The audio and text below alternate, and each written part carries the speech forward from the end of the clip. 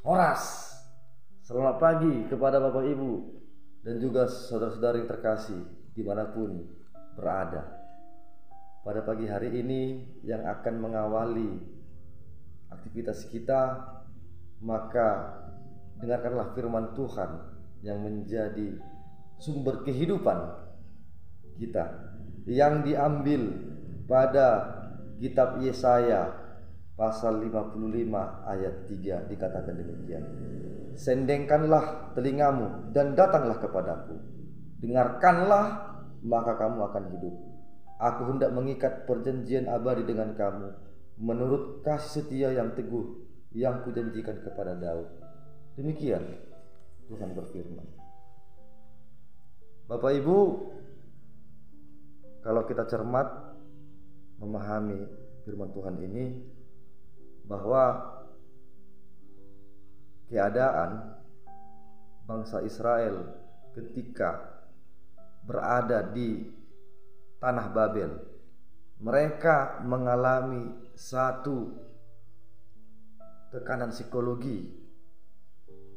Kejiwaan mereka sudah terganggu. Sebab apa? Mereka telah ditindas.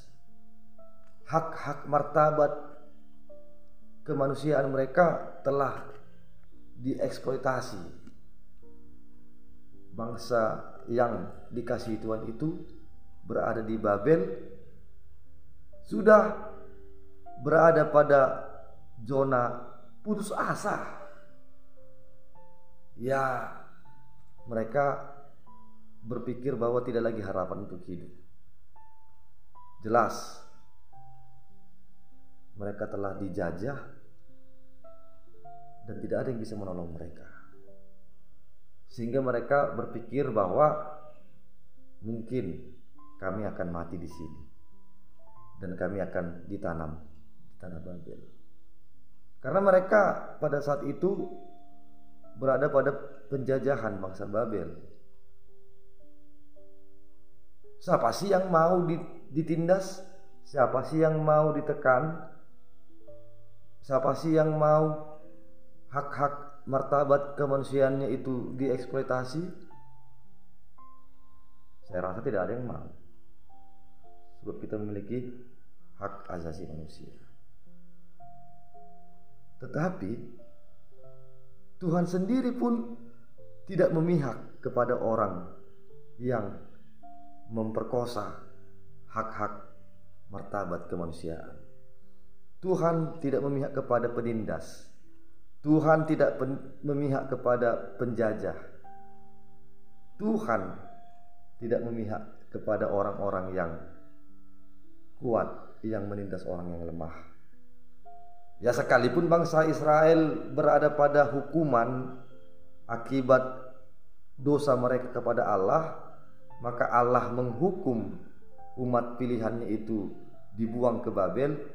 Tetapi Tuhan memiliki rancangan yang begitu indah. Rancangannya adalah rancangan damai sejahtera, bukan rancangan kecelakaan. Maka itu Tuhan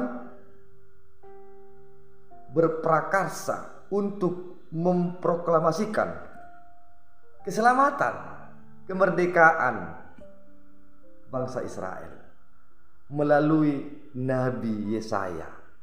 Tuhan menawarkan suatu kondisi untuk bebas dari penjajahan Babel, tekanan Babel. Melalui Nabi Yesaya, Tuhan hendak menggerakkan semangat, spirit mereka yang tadi telah tertekan, yang tadi telah putus asa. Tuhan hendak menggerakkan spirit mereka. Ayo, hai semua orang yang haus, marilah dan minumlah air. Ayat 1 dan ayat 2 itulah suatu gerakan untuk menyemangatkan spirit mereka tadi yang telah putus asa, yang tidak ada harapan tadi. Mereka yang akan mati di tanah Babel, tetapi Tuhan hendak memerdekakan mereka, membebaskan mereka dari penjajahan Babel. Ayo, jangan putus asa, masih ada harapan. Dengarkanlah, sendengkanlah telingamu, maka kamu akan hidup, kamu tidak akan mati, kata Tuhan. Ya, sebab Tuhan selalu memihak kepada orang-orang yang ditindas. Tahukah kita bahwa besok akan diberlangsungkannya hari ulang tahun bangsa kita ini, tanggal 17 Agustus 2022, yang ke-77 tahun. Luar biasa memang, bahwa Tuhan memerdekakan bangsa kita ini dari penjajahan Belanda dan Jepang. Jas merah, jangan sekali-sekali melupakan sejarah. Kalau kita masih mengingat sekilas kembali bahwa bangsa kita ini telah dijajah oleh Belanda selama kurun waktu 350 tahun kurang lebih, dan oleh orang Jepang selama 3 tahun. Dua negara yang telah menjajah bangsa ini. Tetapi Tuhan mendengar jeritan, Tuhan mendengar suara-suara kesakitan, penderitaan orang-orang yang ditindas, dan Dia menyerukan untuk membebaskan bangsa kita ini dari penjajah. Sebab kita akan merayakan hari kemerdekaan. Tahukah bahwa para tokoh-tokoh proklamator telah dipilih Tuhan untuk membebaskan bangsa kita dari penjajah. Ketika itu Jepang yang menguasai hampir sebagian Asia telah menawarkan kemerdekaan kepada Indonesia, bangsa kita ini, menjanjikan kemerdekaan. Maka Jepang menyuruh kepada tokoh-tokoh proklamator untuk membentuk BPUPKI dan PPKI agar proses kemerdekaan itu cepat berlangsung. Ketika itu para sekutu memenangkan Perang Dunia Kedua, menghancurkan Jepang dan sekutunya. Maka Jepang pun tidak memiliki kuasa lagi, kekuatan lagi untuk mengeksploitasi orang-orang yang dijajahnya. Disitulah para tokoh proklamator, bapak pendiri bangsa kita ini, Bung Karno dan kawan-kawan, mengambil kesempatan emas dari segala pergerakan-pergerakan mereka untuk cepat memproklamasikan kemerdekaan kita, bangsa ini, dari penjajahan. Oleh karena itu janji Tuhan selalu setia bagi orang-orang yang mau mendengarkannya, bagi orang-orang yang mau menyendengkan telinganya kepada janji Tuhan. Ya, kitalah orang-orang yang telah dibebaskan, dimerdekakan Tuhan dari dosa, dari kungkungan dosa melalui kematian anaknya Yesus Kristus dan kebangkitannya. Proklamasi kehidupan kekal telah dicantumkan, telah didengungkan, bahwa kita sebagai orang yang mau mendengar dan melakukan firman-Nya telah terbebas dari maut selama-lamanya. Tidak ada yang menyukai penindasan. Oleh karena itu, Bapak Ibu, bahwa mari kita merenungkan kembali segala apa yang telah diberikan Tuhan kepada kita. Tuhan telah memerdekakan kita dari penjajahan Belanda dan Jepang.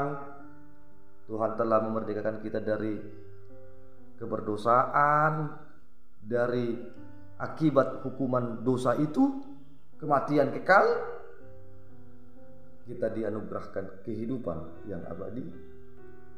Maka kita dengarkanlah firman Tuhan dan kita lakukan. Sebab orang yang berada pada lindungan Tuhan adalah orang yang selalu mendengar firman. Lalu bagaimana bagi orang yang tidak mendengar firman Tuhan? Ya, mereka itu akan berada pada keterpurukan hidup, bahkan selalu memberontak, menganggap dirinya lebih kuat, lebih pintar, menganggap dirinya pusat dari segala kehidupan. Padahal Tuhan adalah pusat kehidupan kita. Apalah daya kita manusia ini di hadapannya? Oleh karena itu menginang mengawali aktivitas kita, marilah kita senantiasa mendengarkan firman-Nya dan melakukan, agar kita selalu berada pada lindungan Tuhan dan berkat Tuhan yang selalu dilimpahkannya itu selalu kita nikmati. Engkau, Amang Inang sebagai orang tua selalu menasihati anak-anakmu.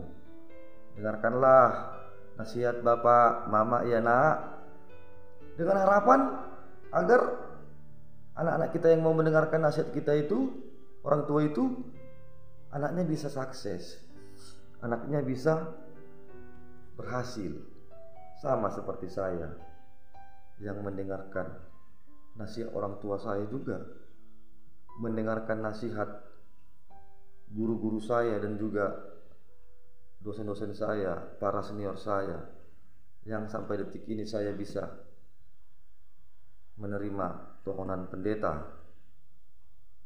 Seandainya saya tidak mau mendengarkan nasihat mereka, mungkin saya akan tidak bisa pada saat detik ini. Dan juga Bapak Ibu, saudara-saudara yang telah sukses, pasti selalu mau mendengar firman Tuhan dan nasihat-nasihat, masukan dari orang-orang yang mengasihi engkau. Barang siapa yang mau mendengar dan memelihara firman Tuhan, dialah yang berbahagia. Amin. Masa di ngolumon Tuhan menjaga holong nado mangon di honho Tuhan menjaga